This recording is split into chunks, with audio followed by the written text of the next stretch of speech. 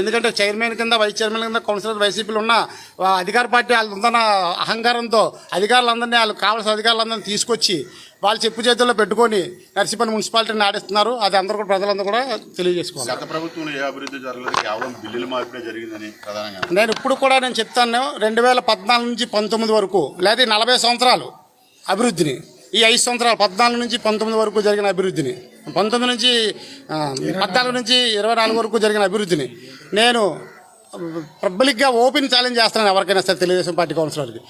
ఒక్క జీజీఎం గ్రాంట్సే ప్రతి 28 వార్డులు ఉంటే 28 వార్డులు ఒక్కొక్క వార్డుకి 50 లక్షల రూపాయలు చొప్పున తీసుకొచ్చిన ఘనత మా శాసనసభ్యులు పేటలో మా సంఘానికైనా సరే దక్కుతుంది.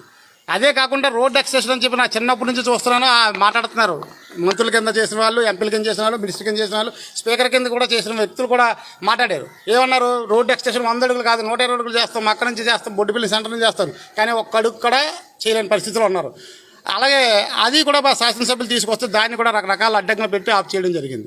ఇప్పటికైనా సరే మేము రిక్వెస్ట్ చేస్తున్నాం నర్సీపట్నం మున్సిపాలిటీ నుంచి, ఇప్పటికైనా 30 ఫీట్ రోడ్డు చిన్న మొక్కలు ఉండిపోయింది, దాన్ని కంప్లీట్ చేయండి. అలాగే 100 ఫీట్ చేసిన దాన్ని కూడా పూర్తి చేయండి. మీకు ఏమైనా ధైర్యం ఉంటే, దమ్ము ఉంటే, మీరు చేయాలని చిత్తశుద్ధి నర్సీపట్నం ప్రజలకు ఏమైనా చేయాలని ఉంటే మీరు ఆ రోడ్డుని సరే ఎక్స్టెండ్ చేయమని చెప్పి మేము చెప్తున్నాం.